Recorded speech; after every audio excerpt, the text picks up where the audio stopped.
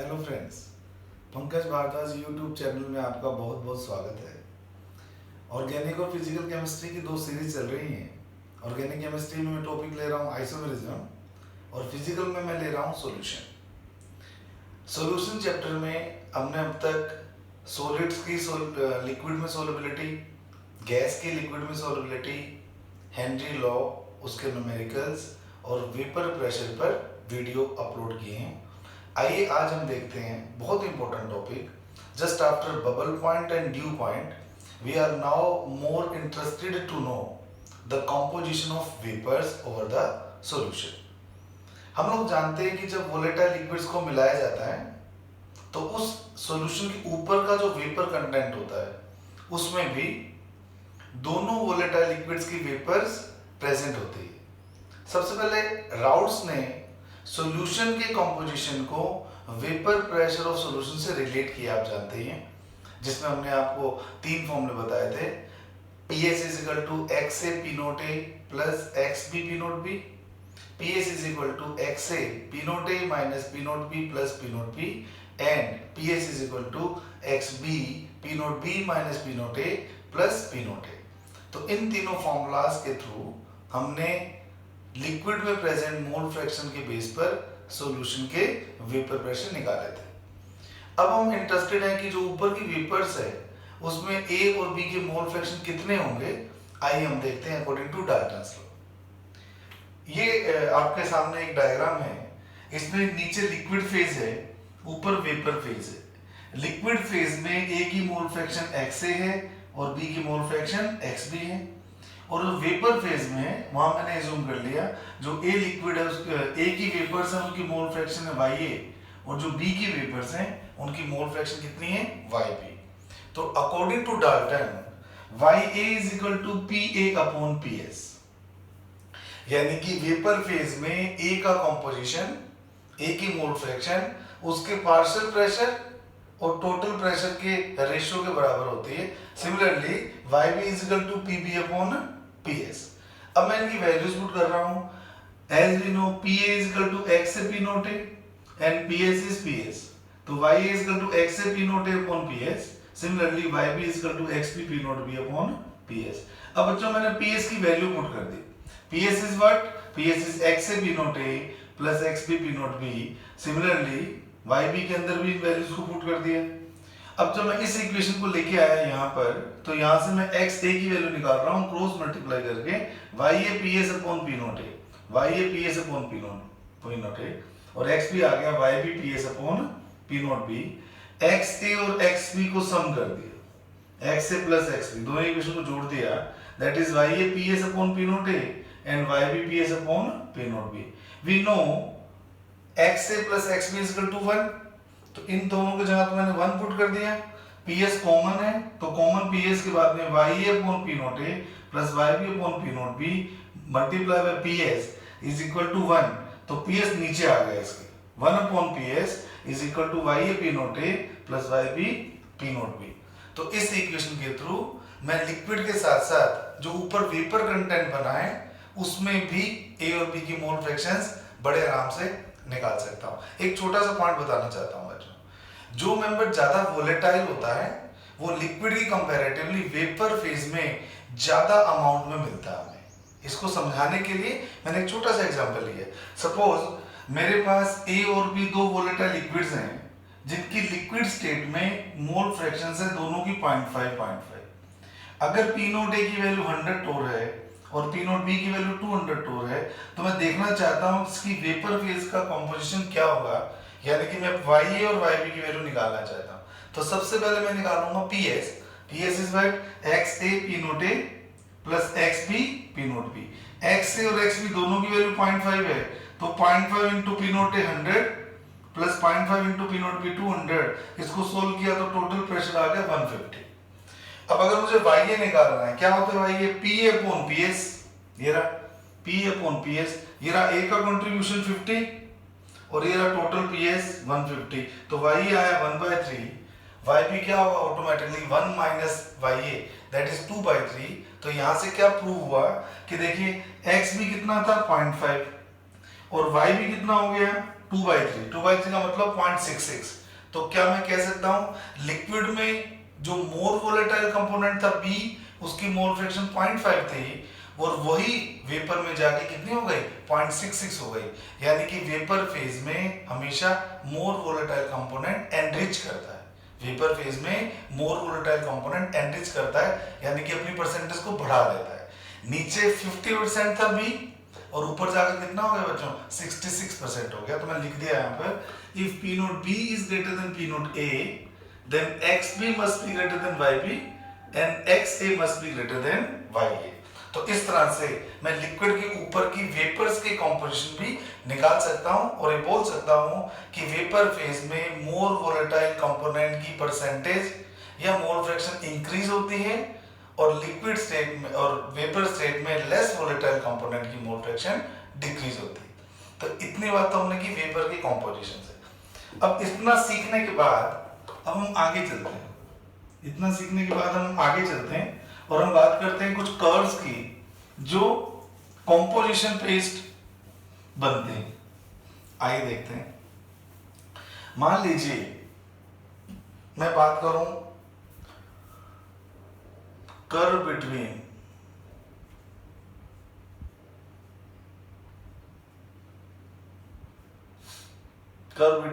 XA and PS और यहां मैं बात करता हूं कर्व बिटवीन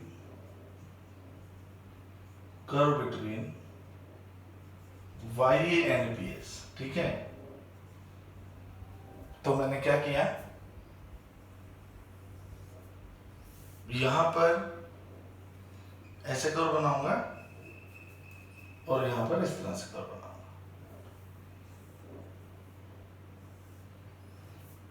इनके वेरिएबल्स क्या क्या हम देख लेते हैं। इनके वेरिएबल्स हैं, नीचे है मोल फ्रैक्शन लिक्विड स्टेट वाला बच्चों, XA is equal to 1, XB is equal to 0, XA हो गया 0 और XB हो गया 1। मोल फ्रैक्शन इंक्रीज कर रहे हैं और यहां पर आपके वेपर प्रेशर ऑफ सॉल्यूशन। ठीक है, और मान लीजिए मैंने पहले से ही बोल रखा है आपको कि P नोट B की वैल्यू P नोट A से ज्यादा है, P नोट B की वैल्यू P नोट A से ज्यादा है।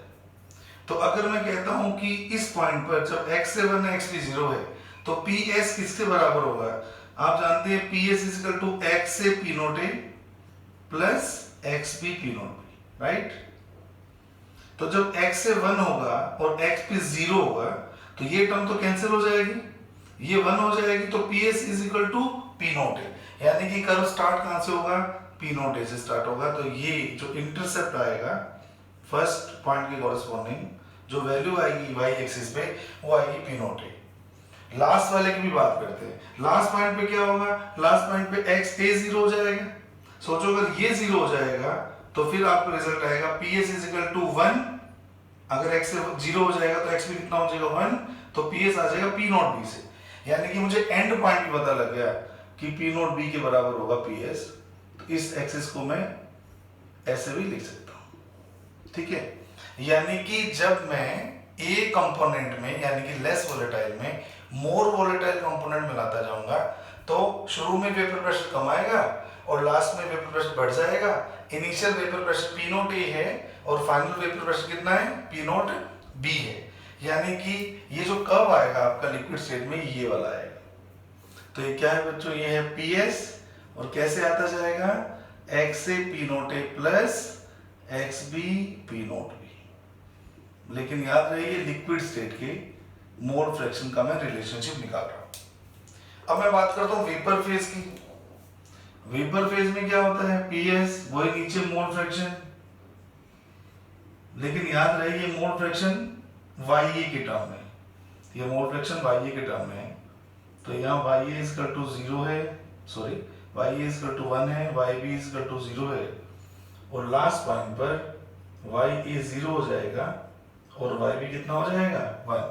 अब ये जो कर्व्स होते हैं इनकी स्टार्टिंग पॉइंट देखते हैं। हमने अभी सीखा था 1/PS is equal to YA upon P note A plus Y B upon P not B. Starting में बेटे वाई है तो 1 है, तो वाई भी 0 हुआ।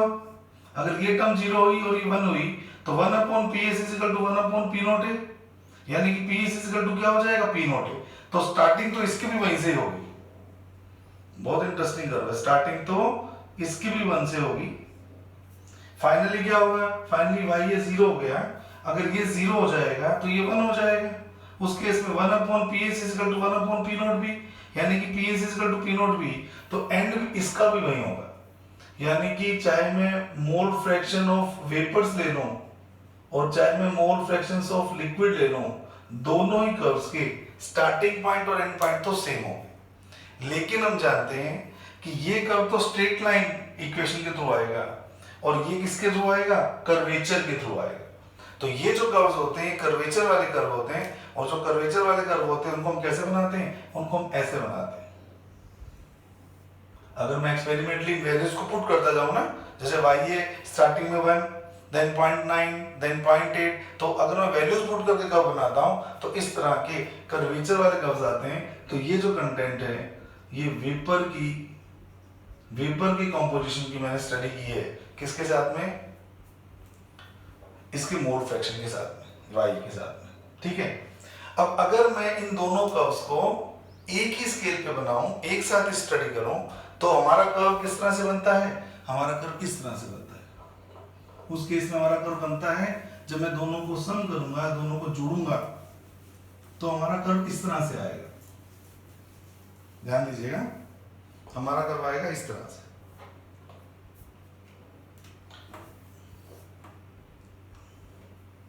तो मैंने ये कर्व बनाया, ठीक है। यहां तो आ रहा है बच्चों vapour pressure of solution, solution का वेपर प्रेशर, जिसको हम इंडिकेट करते हैं PS से, PS। और नीचे लिख रहा हूं मोल फ्रैक्शन, नीचे लिख रहा हूं मोल फ्रैक्शन, 10 वैल्यूज ही आएंगी यहाँ, ये मोल फ्रैक्शन।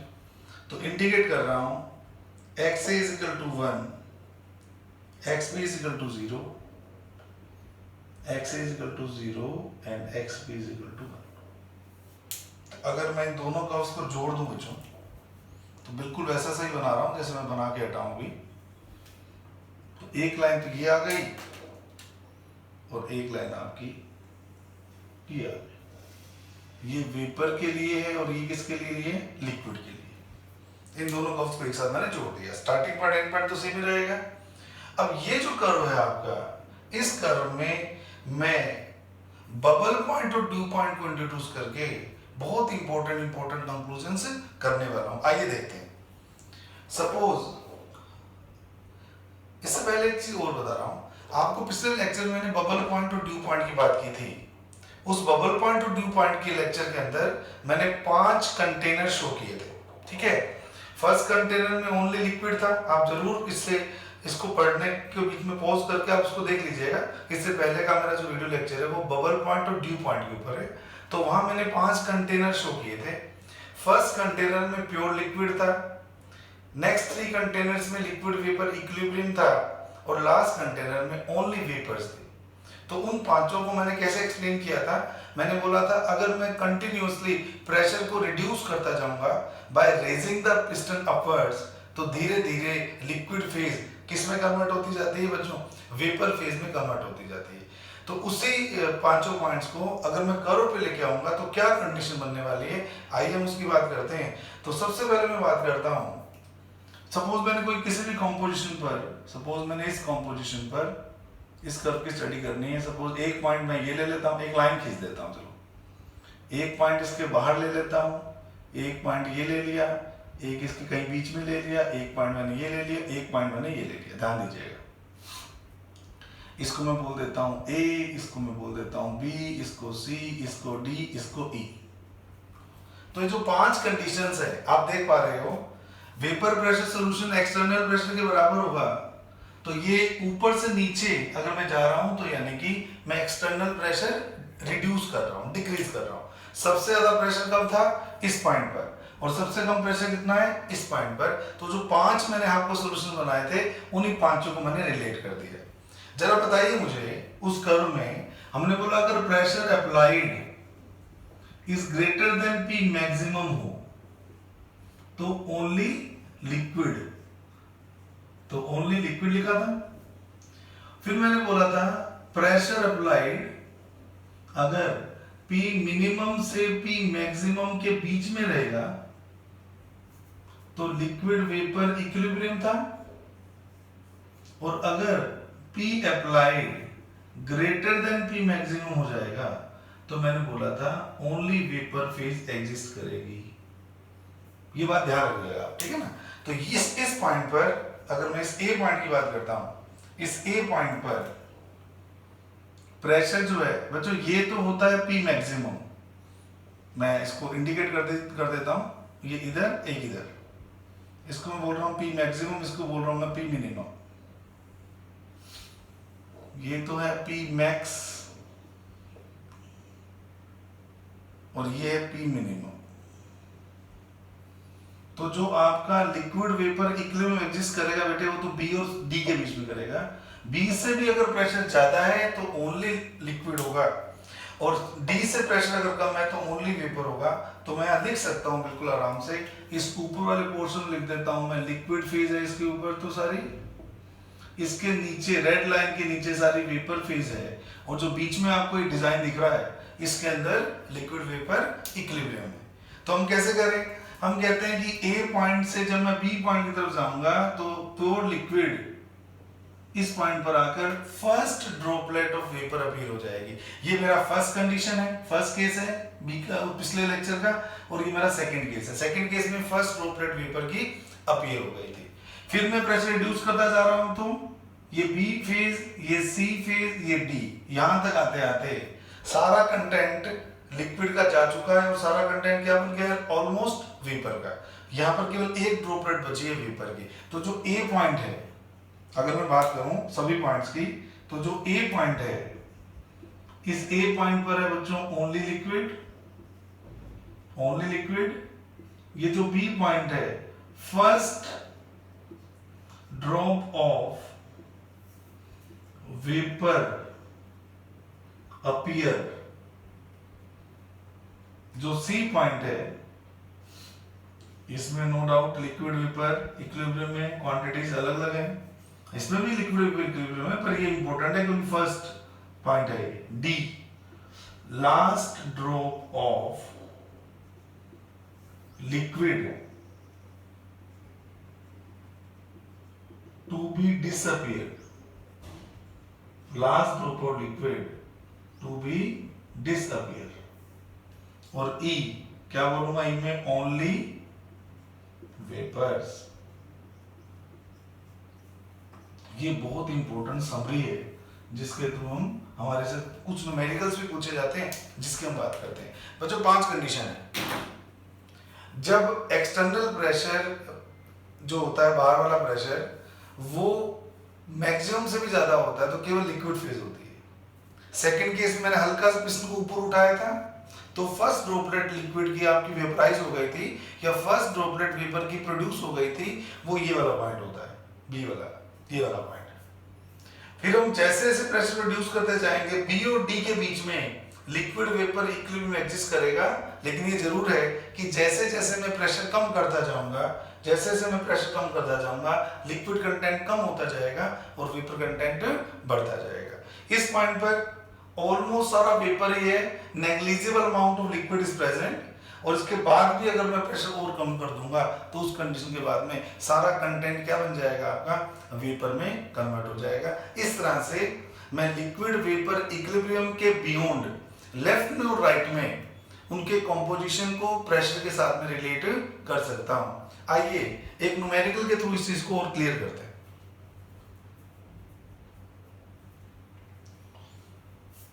मान लीजिए मुझे कहा गया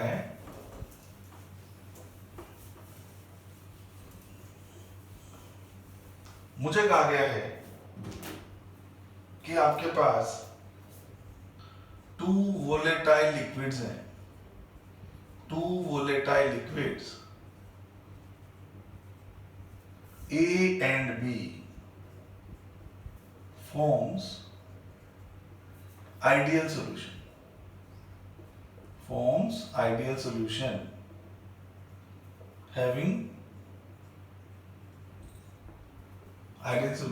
having 2 moles of A and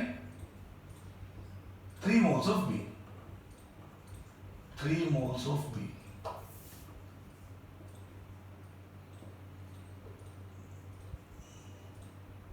Then answer the following questions. Answer the following questions. Answer the following questions. इसके लिए आपको P नोट A और P नोट B की वैल्यूज गिवन है. Suppose P note A is 100 torr and P note B is 200 torr. तो हम कैसे क्या क्या क्वेश्चन पूछे हैं इसने?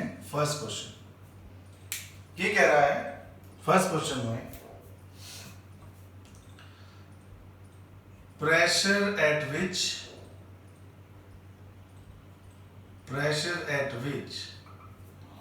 first drop of vapor appear. पहला क्वेश्चन. दूसरा question, composition of first drop of vapour, मतलब वाई भी पूछ रहा है. First drop of vapour, composition of first drop of vapour. तीसरा पूछ रहा है कंपोजिशन ऑफ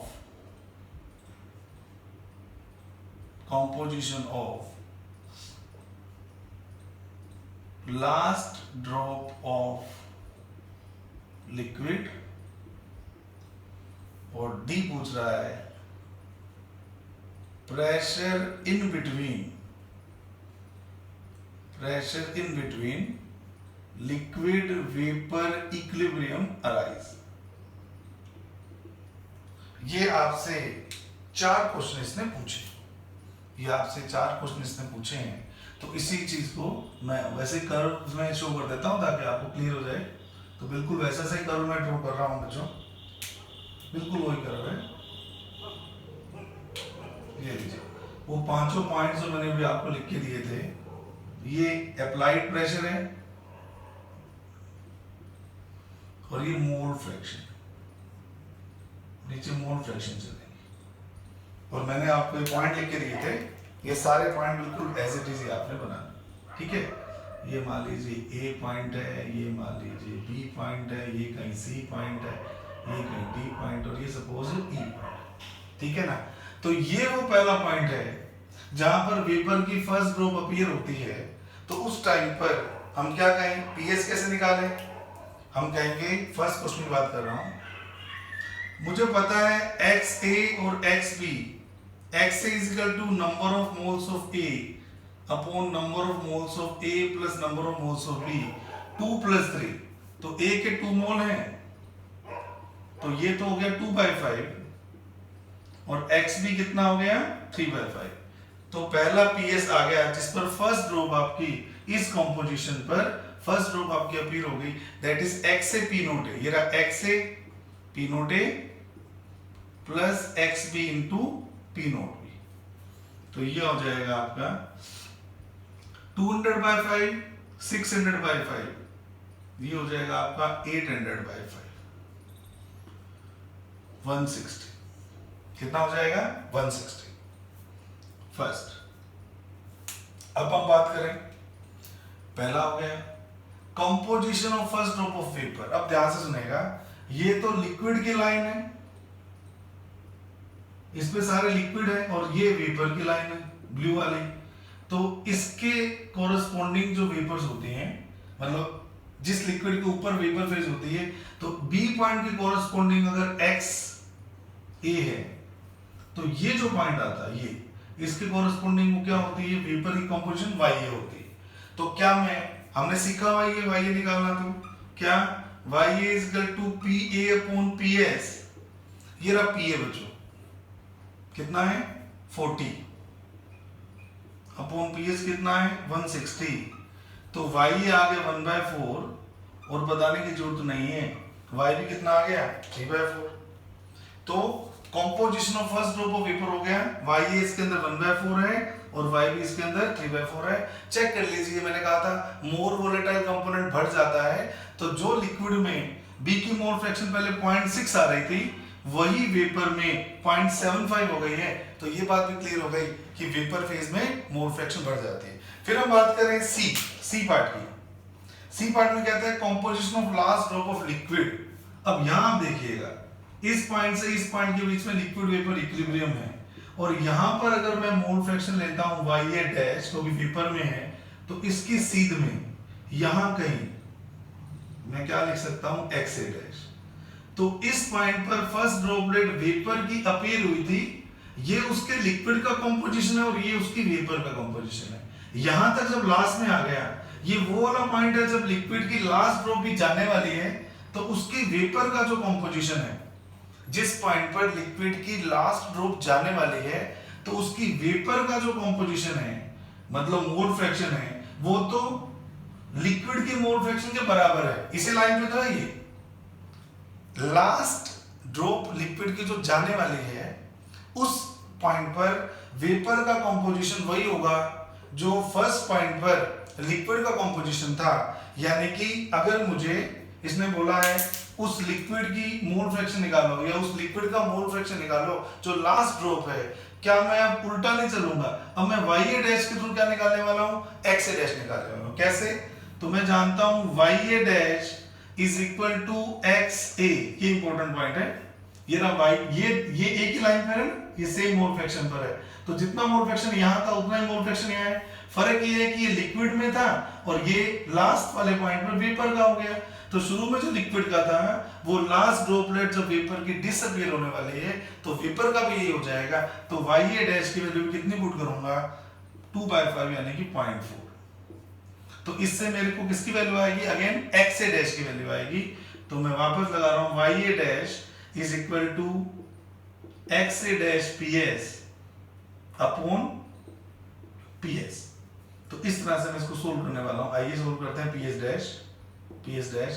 तो y है 0.4, x ए डैश आपको निकालना है, पी एस डैश। अब पी एस डैश के लिए मैं क्या करूंगा, सॉरी पी नोट है कितना है 100, पी एस डैश लो फॉर्मूला होता है x A P note A minus P note B, P note A 100 P note B 200 plus 200। तो जब मैं इसको मल्टीप्लाई करूंगा इसके साथ में तो ये क्या हो जाएगा, ये हो जाएगा 100x a dash is equal to, ये हो गया माइनस का 100 तो ये हो गया 40, माइनस का 100 40x a dash minus 40x a dash plus 200। तो इधर आ गया 140x a dash is equal to 200, 140x a dash is equal to 200।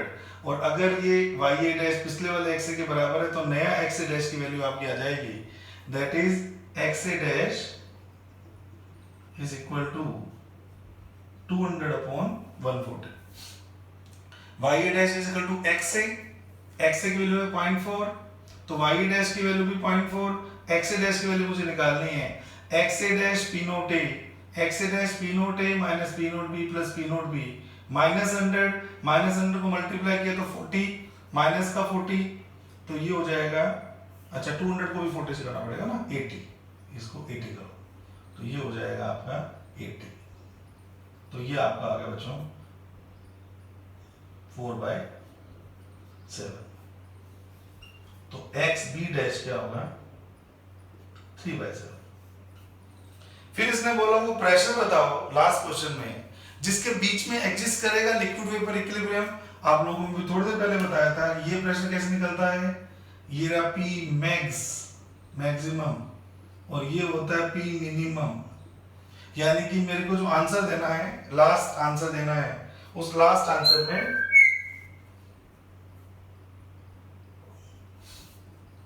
D. तो पीएस तो था बेटे 160 हाईएस्ट वाला और पीएस डैश किससे निकलेगा, एक्स ए डैश से।